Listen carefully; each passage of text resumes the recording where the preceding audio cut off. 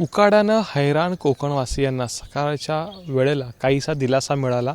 अगदी रायगड, रत्नागिरी किंवा सिंधुदुर्ग जिल्ह्यातल्या काही भागांमध्ये पावसाचा शिडकावा झाला. काही ठिकाणी चांगल्या सरी देखील बरसलेल्या आहेत.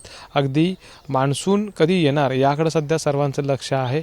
अगदी प्रचंड उकाडा सध्याच्या घडीला जाणवतोय आणि अशा वेळेला हा मिळालेला काहीसा सुखद धक्का म्हणावा लागेल.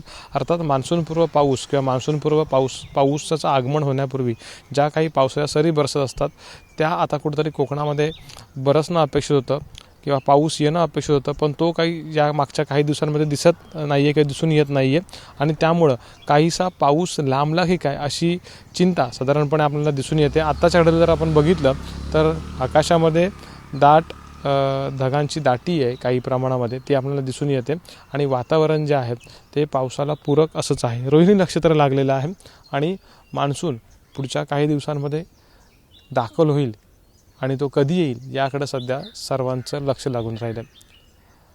कॅमेरामॅन मेहबूब शेखसह अमोल मोरे, एबीपी माझा, रत्नागिरी. एबीपी माझा, उघडा डोळे बघा नीट.